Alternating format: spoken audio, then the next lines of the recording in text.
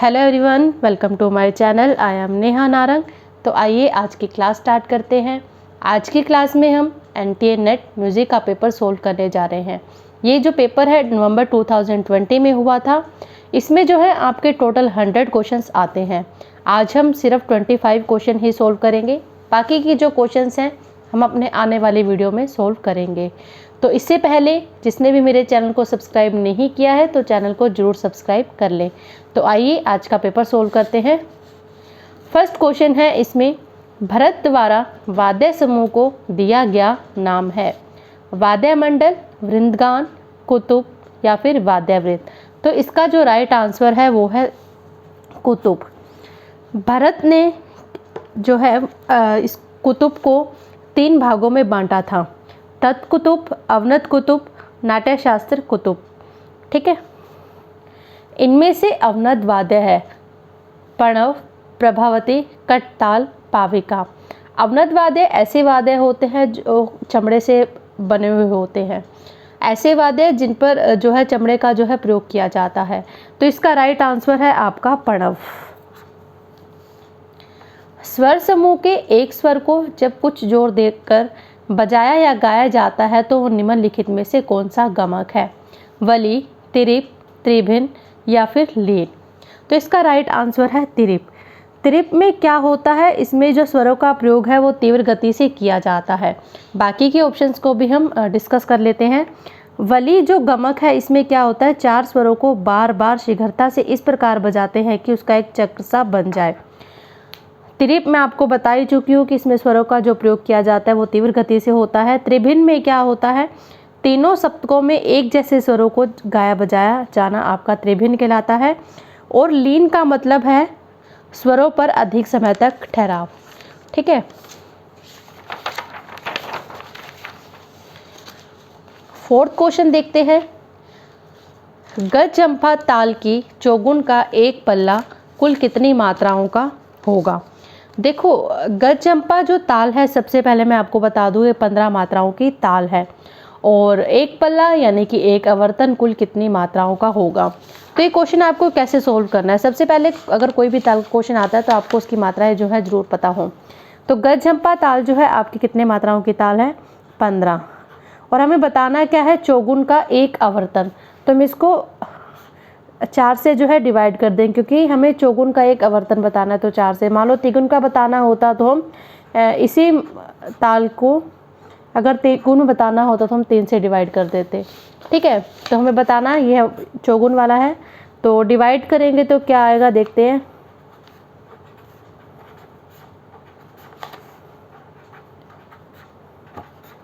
तो आपका ये राइट आंसर बना। तो ऑप्शन में देखते हैं, फर्स्ट ही ऑप्शन जो है हमारा राइट है। नान्यदेव के अनुसार सुमेलित करें। इसमें रस दी हुए हैं और श्रुति जाति दी हुई हैं। तो जैसे कि आपको पता है कि श्रुति की जो है 5 जातियां मानी गई हैं और उनके भी जो रस है वो निर्धारित किए गए हैं। तो हमें बताना है कि कौन सा रस कौन सी श्रुति जाति में है। सबसे पहले हम रस देख लेते हैं।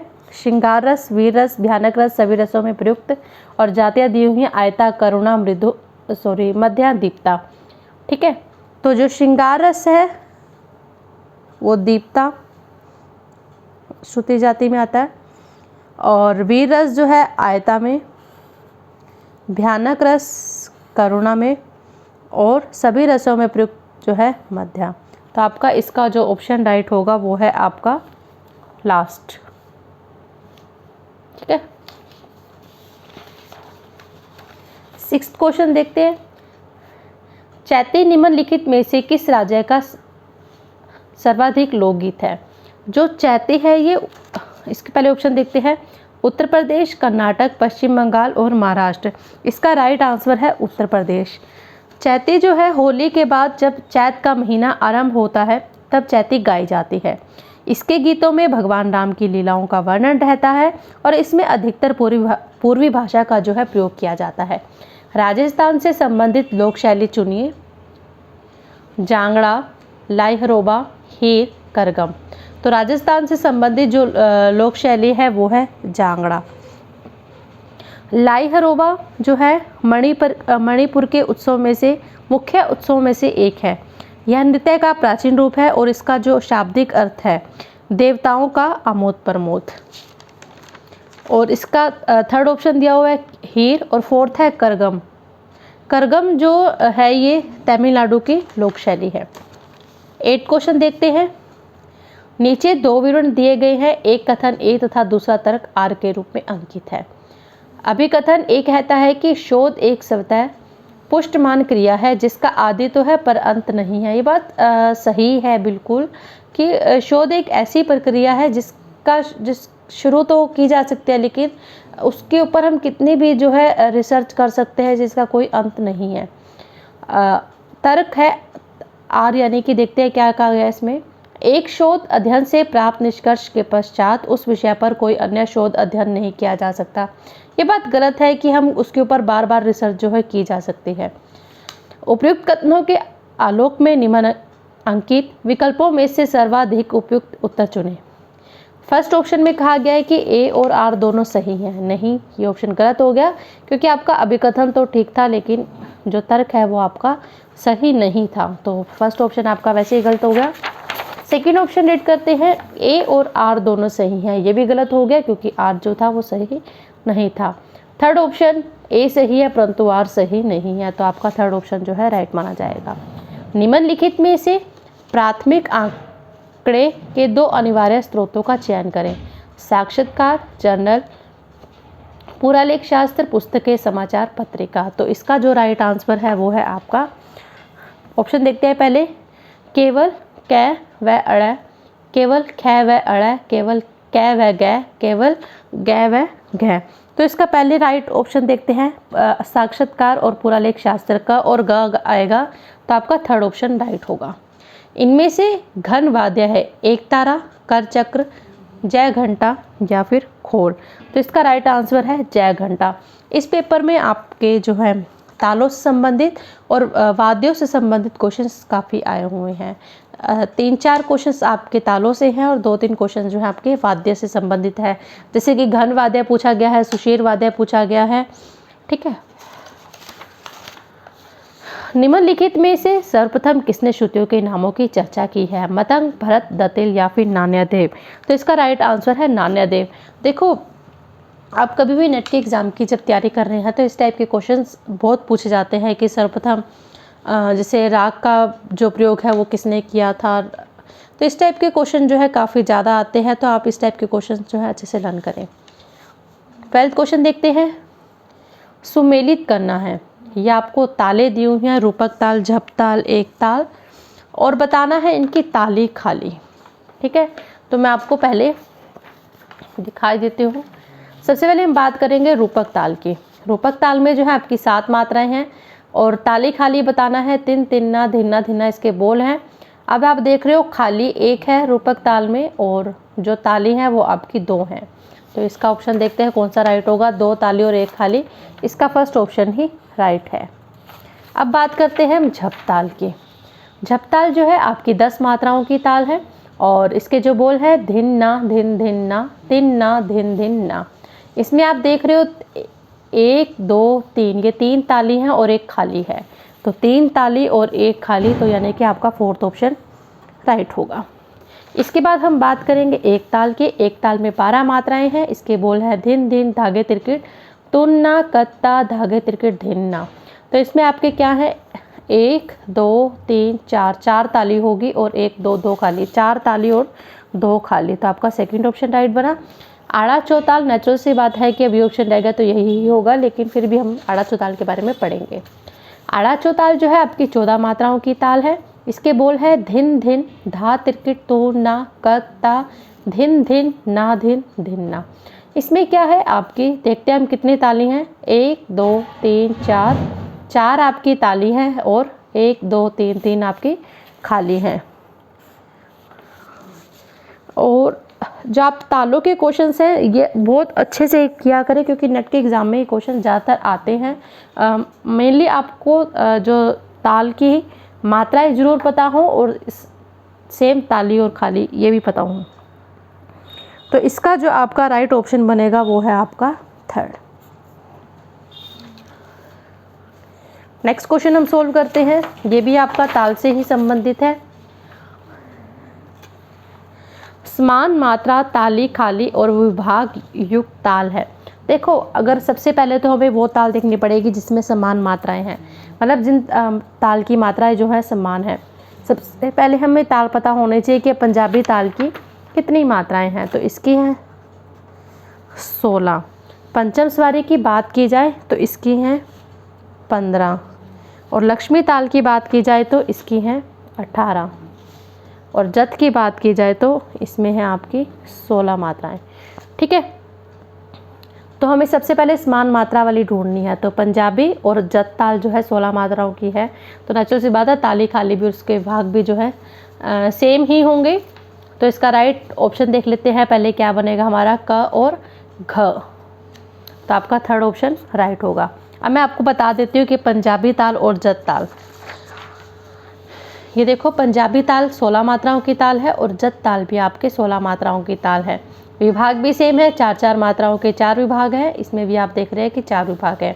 पहली मात्रा पे सम, 5वीं मात्रा पे दूसरी ताली, 9वीं मात्रा पे खाली, 13वीं मात्रा पे तीसरी ताली, और इसमें भी यही है, पहली मात्रा पे सम, 5वीं पे दूसरी ताली और 9वीं पे खाली और 13वीं मात्रा पे तीसरी ताली।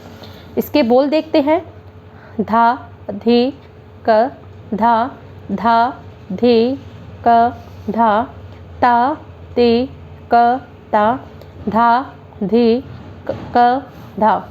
जत ताल में क्या है, धा अ धी ई, धा धा तिन इन, ता अ तिन इन, धा धा धिन इन। ये आपकी पंजाबी ताल थी और नेक्स्ट हमने पढ़ी थी जत ताल। नेक्स्ट क्वेश्चन देखते हैं, इनमें से सुशीर वाद्य कौन सा है। धंधुभी, कल्पतरु, ऊर्ध्व, तो आपका राइट जो बनेगा वो है आपका पाविका।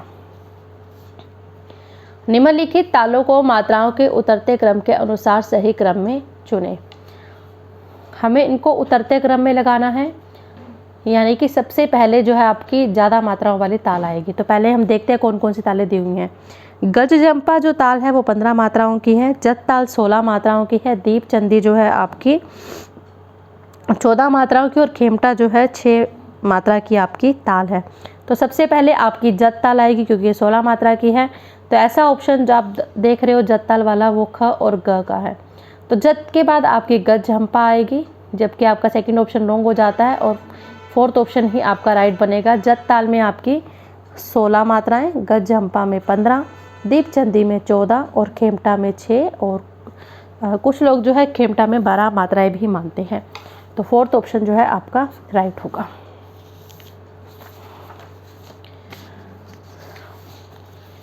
आकार मात्रिक स्वरलिपि प्रणाली को किसने आरंभ किया था। ज्योतिरिंद्रनाथ टैगोर, क्षेत्रमोहन स्वामी, द्विजेंद्रनाथ टैगोर, ओंकारनाथ ठाकुर। तो इसका राइट आंसर है द्विजेंद्रनाथ टैगोर। ये रविंद्रनाथ टैगोर के बड़े भाई थे, बांसुरी बजाते थे और बहुत अच्छे ऑर्गन प्लेयर भी थे। अगर ज्योतिरिंद्रनाथ टैगोर की बात की जाए तो इन्होंने आकार मात्रिक स्वरलिपि का जो है बहुत ज़्यादा प्रचार प्रसार किया था। राग संगीत में उनको बहुत अच्छा ज्ञान भी था और ये संगीत प्रकाशिका के संस्थापक भी रहे।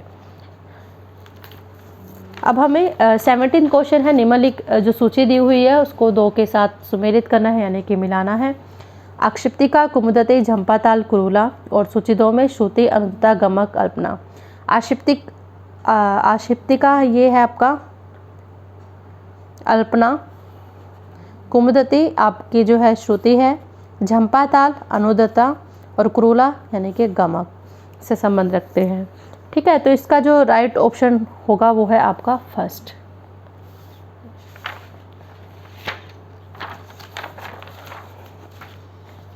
एटीन क्वेश्चन, निम्नलिखित में से लोक संगीत 2 ताल वाद्य चुनें। कामडोलू, वीणा कुंजू, चक्कल, तमक्कू, नंदुणी। तो इसका राइट आंसर है कामडोलू और तमक्कू। सॉरी ये नहीं आएगा, कामडोलू और तमक्कू। क और घ ऑप्शन आपका राइट है, इट मीन्स आपका थर्ड ऑप्शन राइट है। 19 क्वेश्चन, निम्नलिखित में से कौन वाग्यकार नहीं है। त्यागराज, श्यामा शास्त्री, गोपाल कृष्ण भारती या फिर एसपी बाला। तो इसका राइट आंसर है एसपी बाला।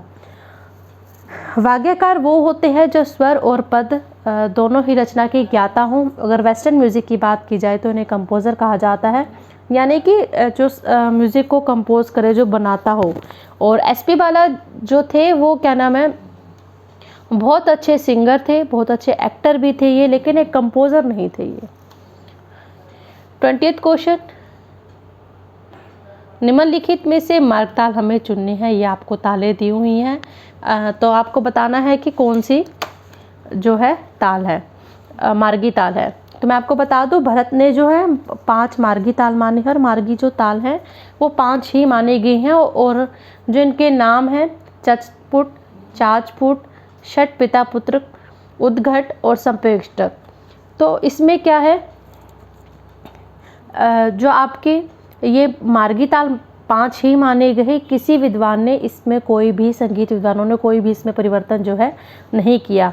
तो आपका ये ऑप्शन जो है राइट होगा, संपद वेष्टक। ठीक है, वैसे इसका जो राइट नेम है वो ये है, संपकवे स्टाक। ठीक है,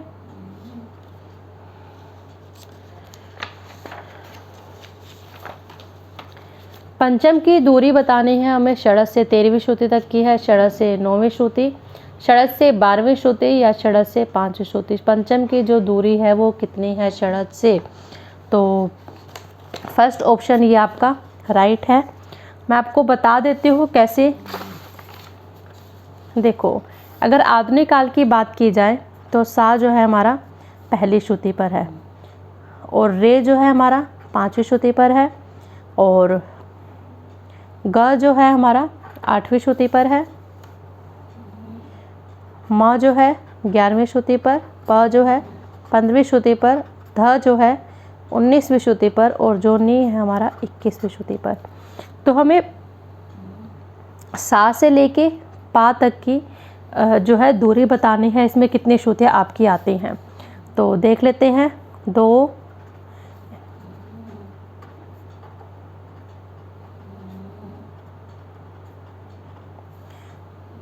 पहली श्रुति पर तो सा है ही। 1 2 3 4 5 6 7 8 9 10 11 12 13। ठीक है, 13 श्रुतियों का अंतर है सा से लेके पा तक में। पहली श्रुति पर सा है ही, प जो है आपकी 15वीं श्रुति पर रहेगा। तो आपका फर्स्ट ऑप्शन राइट हुआ। जत ताल की तिगुन का एक पल्ला कुल कितनी मात्राओं का? सेम ये क्वेश्चन हम पहले भी सोल्व कर चुके हैं, उसमें जो ताल थी हमारी चेंज थी। अब इसमें हमें जत ताल के बारे में बताना है। तो पल्ला मैं आपको बता चुकी हूँ कितनी मात्राओं का है। ये आपके पल्ले का मतलब होता है आवर्तन होता है। ठीक है, तो जत ताल जो आपकी कितनी मात्राओं की है? 16 मात्राओं की। और हमें तिगुन का बताना है कि तिगुन का एक आवर्तन कितनी मात्राओं का होगा। तो 60 को 3 से हम डिवाइड कर देंगे तो क्या आएगा? ये आपका राइट आंसर होगा। तो थर्ड ऑप्शन आपका राइट है। श्रुति जाति आयता है, दे दीप्यमान, करुणा, मृदु, तान्ना। तो इसका फोर्थ ऑप्शन राइट है। संवादी स्वर है षड़ज कोमल ऋषभ, षड़ज तीव्र निषाद, षड़ज पंचम, षड़ज तीव्र ऋषभ। तो आपका थर्ड ऑप्शन राइट है। निम्नलिखित दिए गए स्वरों की संख्या को बढ़ते हुए क्रम में क्रमबद्ध करना है। तो षाढ़व में आपके कितने स्वर होते हैं? 6, ओढ़व में 5, संपूर्ण में 7। तो आपको बढ़ते क्रम में लगाना है, यानी कि पहले सबसे कम वाला आएगा आपका। ओढ़व में आपके 5 स्वर का प्रयोग किया जाता है, षाढ़व में 6, संपूर्ण में 7 का। तो आपका थर्ड ऑप्शन जो है राइट होगा। Thank you. आपको मेरा वीडियो कैसा लगा कमेंट करके ज़रूर बताएं। अगर आपकी कोई भी क्वेरी हो तो आप कमेंट बॉक्स में लिख सकते हैं। इसके अलावा आप मेरा टेलीग्राम चैनल ज्वाइन कर सकते हैं, जिसका लिंक आपको डिस्क्रिप्शन बॉक्स में जो है मिल जाएगा। Thank you.